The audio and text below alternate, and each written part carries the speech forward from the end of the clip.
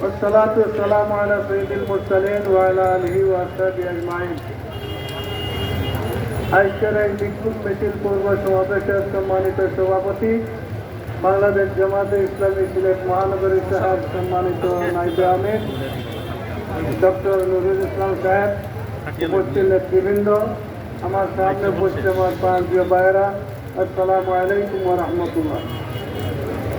বন্ধুগণ, আসলে জামাতে ইসলামের কাজে বিস্তারিত হয়ে সারা বাংলাদেশেই কিছু হলুদ মিডিয়া এবং কিছু ইসলাম বিদ্বেষী লোক আছেন যারা চিন্তা করে দেখছেন যে দেশের জনগণ এবারে নির্বাচনে জামাতে ইসলামীকে গ্রহণ করে নিতে যাচ্ছে।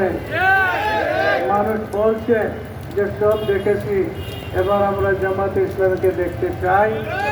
তার কারণ হলো জামাতে ইসলামী 54 বছরে সৎ এবং যোগ্য একজন লোক তৈরি করেছে, যাদের হাতে দেশের কর্তৃত্ব আসলে এ জাতিকে একটি কল্যাণময় ইসলামী রাষ্ট্র উপহার দিতে পারবে ইনশাআল্লাহ।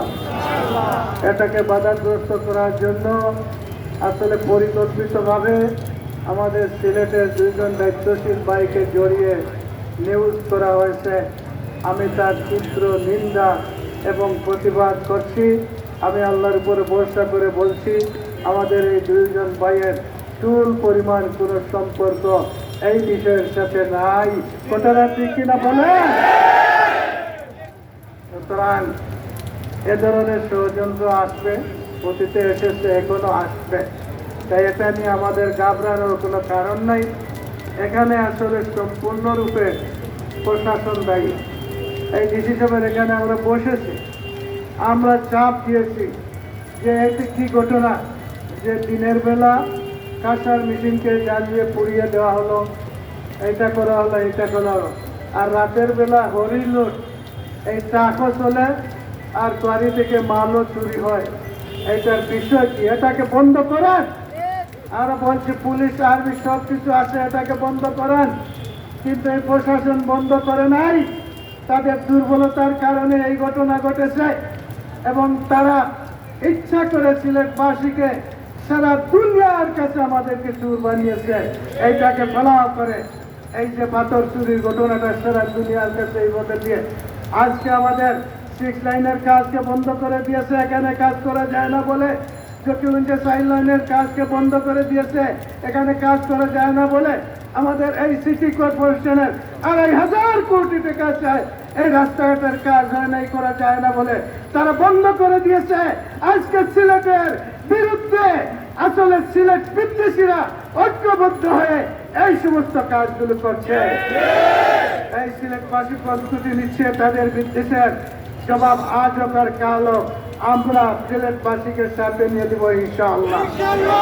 তাই আমি সিলেটবাসীকে বলতে চাচ্ছি, ওই যারা যাদেরকে আসামি করেছে, এখানে আমরা ডিসি অফিসে বৈঠকে ছিলাম, এখানে ড্রাইভার এবং তাদের নেতারা সেখানে গিয়েছে এবং বলছে আমাদের একটা প্রতিবাদ মিছিল আছে, মিটিং আছে। সেখান থেকেই আমরা কিছু বাইক এখানে দিয়েছি, এই মিটিংয়ে এসে তারা শরীক হয়েছে এবং এই প্রতিবাদ করছে এগুলো বন্ধ করার জন্য এবং ট্রাক মালিক বা এইদেরকে হয়রানি না করার জন্য। আমরা দেখলাম কিছু লোকের নাম দিল আর যারা ছিল কিছু লোকের দিল না।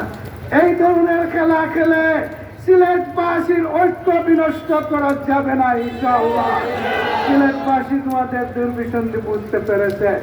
তাই আজকে অত্যন্ত সতর্কতার সাথে বলছি, এই সিলেটে এখন নেতা নাই। সমস্যা হচ্ছে এই ঢাকাতে এমন কোনো ব্যক্তি নেই যিনি এইটার প্রতিবাদ করবে। একজন উপদেষ্টা আছেন হবিগঞ্জের, তিনিও অর্ধেক বুঝেন, অর্ধেক এইটা আমাদের বুঝেন না। তাই আজকে সিলেটে যদি এই সৈফুর রহমানের মতো নেতৃত্ব থাকতো তাহলে এই ধরনের ঘটনা ঘটতো না। আজকে সিলেটকে এইভাবে লুট করে নেওয়া হয়েছে। তাই বন্ধুগণ, আমি সিলেটবাসীকে অনুরোধ করব, এই ইসলামী আন্দোলন যারা করেন তাদেরকে অনুরোধ করব যে আপনারা এই ধরনের আরো বড় অপবাদ আসতে পারে, আসবে। আজকে ঢাকা ভার্সিটির বিষয়টা দেখছেন যে ছাত্র শিবির কত ক্লিন কাজ করতেছে, এরপর একটার পর একটা নোটিশ, একটার পর একটা নির্দেশ। তাই ইসলামের দিকে অগ্রসর হলেই শয়তান সক্রিয় হয়ে যায়। এইগুলো আসবে, তাই সিলেটবাসীকে সাথে নিয়ে প্রয়োজনে আমরা এর দাঁত ভাঙার জবাব দিব, কিন্তু আমাদের ধৈর্য ত্রুটি গোটাতে হবে না। তাই আমি আজকে সরকারকে বলছি, আমরা চেষ্টা করেছি সিলেটের দুদক যারা আছে তাদের সাথে যোগাযোগ করে, বিভিন্ন মহিলার সাথে যোগাযোগ করে আমরা চেষ্টা করেছি কোনো একটা এলিগেশন যদি আনতে হয় কোনো নেতৃবৃন্দের বিরুদ্ধে, তাহলে তার নিয়ম হলো দুদক একটা তদন্ত করবে, তাদেরকে নোটিশ দিবে, তাদেরকে ডাকবে, তাদের ব্যাপারে মামলা দায়ের করবে।